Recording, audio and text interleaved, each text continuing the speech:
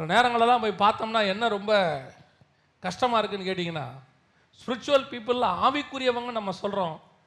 நம்ம ஆக்சுவலாக உலகத்தை வெறுத்தவங்க. நியாயமாக பார்த்தா சிலுவை எடுத்துக்கொண்டு என்னை பின்பற்றி வா, அப்படிதான் பைபிள் சொல்லுது. ஆனால் என்ன நடக்குது? ஆடம்பரத்தின் உச்சம் ஜனங்க பார்க்குறான்ல.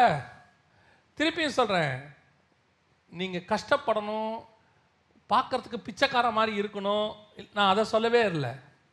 டீசெண்டாக ட்ரெஸ் பண்ணுங்க, லக்ஸூரியாக பண்ணாதீங்க, அதுதான் இங்கே முக்கியம். Decent is different from luxury.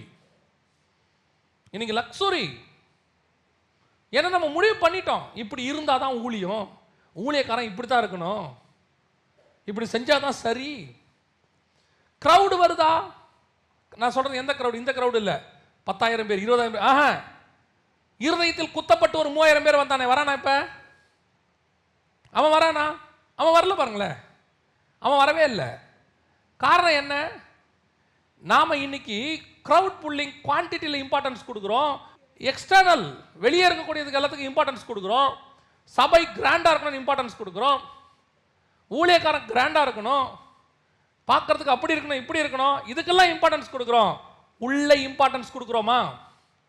நீ வனாந்தரத்தில் ஒட்டகமயிர் தடிக்கிறவனா இருந்தாலும் நீ தேவனோடு கூட சஞ்சரித்திருந்தால் பல ஊரிலிருந்து ஜனங்கள் உன்னை தேடி வருவார்கள். ஜனங்க வருவாங்க, அதுவும் இப்போ கண்டிப்பா வருவாங்க. ஏன் தெரியுமா? இது வசன பஞ்ச காலம். ஜனங்க வசனத்துக்கு தாகமா அலையிறாங்க, பல இடங்களில் ஜனங்க அலையிறாங்க. இன்னைக்கு நாம என்ன நினைக்கிறோம்? வசனத்துக்கு வரானா அப்பத்துக்கு வரானாலாம் தெரியாது, இடம் ஃபுல்லாக இருக்கணும், பார்க்கறதுக்கு எப்படி இருக்கணும்?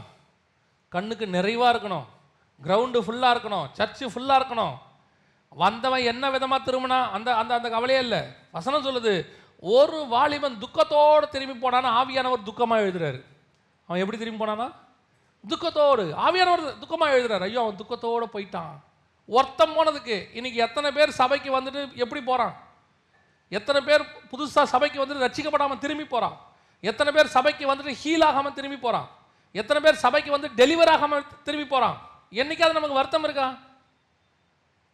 ஏன்? என்ன காரணம்? இன்னைக்கு சபைகளுக்குள்ள தேவன் இல்லை, அருவருப்பு வந்துருச்சு. சபைக்குள்ள கர்த்தருக்கு பிரியமில்லாததெல்லாம் கொண்டாந்து வச்சுட்டோம். கர்த்தர் சபை விட்டு வெளியே போயிட்டார்.